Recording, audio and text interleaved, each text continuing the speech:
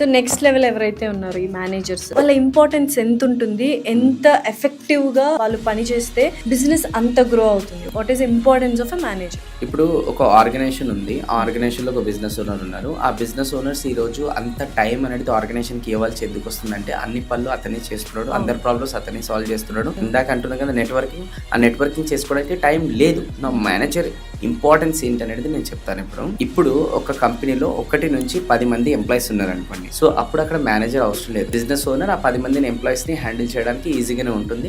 What ever related, అంత ఎక్కువ pressure అంత ఏముంటుంది 10 మంది ఎంప్లాయీస్. బట్ 10 దాటి ఎంప్లాయీస్ వెళ్తున్నారు అనుకోండి, అక్కడ మేనేజర్ అవసరం.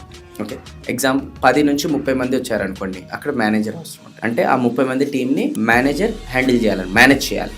ఓకే, సరే 30 మంది నుంచి 50 మంది టీం అయినారు అనుకోండి, అప్పుడు హెచ్ఆర్ అనేది వస్తారు, ఆపరేషన్స్ మేనేజర్ అని వస్తారు. వీళ్ళిద్దరు డివైడ్ అయ్యి మేనేజ్ చేస్తారు. సరే 50 నుంచి 100 మంది టీం వచ్చారనుకోండి, డిపార్ట్మెంట్ వైస్ మేనేజర్స్, హెడ్స్ వస్తారు. మార్కెటింగ్ డిపార్ట్మెంట్ కి ఒక హెడ్, ఒక మేనేజర్. సేల్స్ కి ఒక డిపార్ట్మెంట్ హెడ్, మేనేజర్. అంటే ఎంత టీమ్ సైజ్ పెరిగితే అంత లెవెల్స్ ఆఫ్ మేనేజర్స్ వస్తారు. ఆ మేనేజర్స్, హెడ్స్ డ్రైవ్ చేస్తారు ఆ డిపార్ట్మెంట్స్. కానీ 100 మంది వచ్చినా నువ్వే, 50 మంది వచ్చినా నువ్వే, 10 మంది ఉన్నా నువ్వే అని అంటే ఇంకా నువ్వు బిజినెస్ చేస్తావు. బిజినెస్ ఇంకా చాలా ఘోరం అయిపోతుంది. ప్రెషర్ కుక్కర్ నడుస్తుంటది ఇక్కడ మొత్తం పొద్దున్నాక.